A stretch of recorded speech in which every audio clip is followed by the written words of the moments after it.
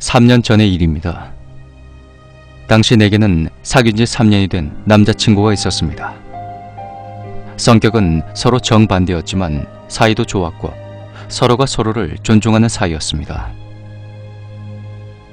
이대로 계속 함께할 거라고 믿고 있었는데 사소한 일로 싸웠던 어느 날 그는 사고로 세상을 떠나고 말았습니다.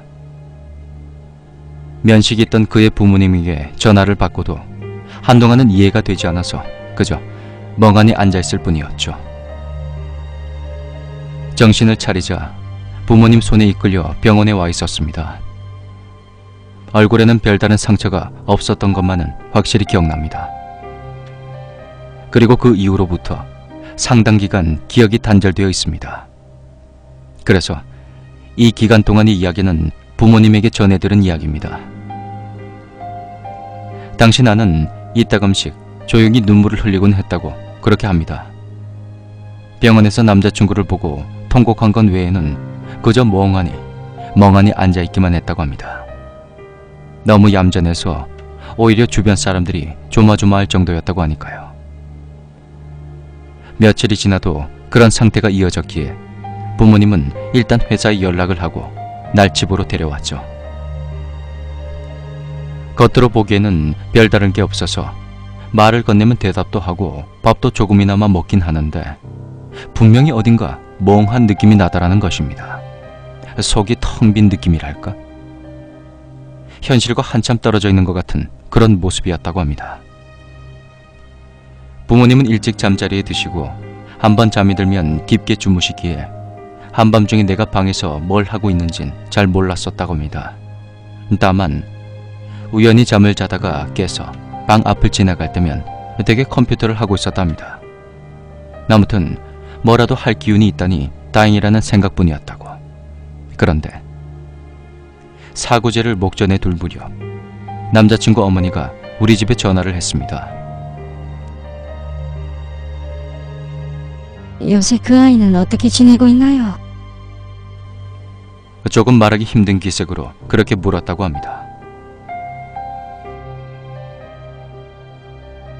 아휴, 별 문제는 없어 보이긴 한데 우리 아이한테 전하실 말이라도 있으신가요? 전화를 받은 우리 어머니가 그렇게 대답을 하자 남자친구 어머니는 곤혹스러운 듯한 목소리로 이런 이야기를 해주셨다고 합니다. 전날 밤 죽은 남자친구의 유품을 정리하고 있을 무렵 이런저런 물건들을 정리하며 울컥 치밀어 오르는 생각들에 눈물을 흘리고 있었는데 갑자기 어디서 뚜뚜 하고 전화를 거는 소리가 들려왔다는 것입니다. 어디서 소리가 나는 건가 싶어 주변을 살펴봤더니 남자친구가 쓰던 노트북에서 들려오더라는 겁니다. 컴퓨터를 켠 적도 없는데 소리가 나는 게 이상하다 싶어 열어봤더니 스카이프가 켜져서 전화를 걸고 있었던 겁니다. 그리고 그 통화 상대는 저였습니다. 하지만 전화를 받지 않자 곧 끊어졌다고. 그렇지만 뭔가 이상하다 싶은 생각에 통화 이력을 열어보셨다는 겁니다. 그랬더니 어제부터 하루 종일 내가 전화를 건 기록이 쫙 나오다는 겁니다. 그것 때문에 놀라셔서 우리 집에 전화를 하신 것이었죠. 컴맹인 우리 부모님도 그 이야기를 듣자 깜짝 놀랐던 것 같습니다. 그래서 그날 밤 언제나처럼 컴퓨터 앞에 앉아있는 내게 다가가서 말을 걸었고 화면을 살폈다고 합니다. 한밤중이니 방 안은 깜깜하고 컴퓨터 모니터 화면만이 빛이 났다고 합니다. 난 깜깜한 방에서 그저 멍하니 마우스를 누르고 있었답니다. 화면에는 스카이프가 켜져 있고 남자친구에게 계속 전화를 걸고 있었다고 합니다. 하지만 아무리 전화를 걸어도 받지 않기에 연결이 되지 않아 전화가 끊어질 때마다 다시 전화를 걸기를 그런 짓을 반복하고 있던 겁니다. 아버지는 소름이 끼쳐서 날 데리고 나와서 거실에서 뭐하는 짓이냐며 고함을 쳤다고. 그러자 제가 전화를 안 받아. 어머니는 절 붙잡고 간곡히 더 이상 그는 이 세상에 없다고, 이대로 있으면 너까지 죽는다면서 울면서 설득했다고 합니다. 그리고 간신히 무언가를 이해한 것인지 내가 대성통곡하기 시작했다고 합니다. 그제서야 현실을 이해하기 시작했던 것 같습니다. 그 이후부터는 조금씩 기억을 하고 있습니다.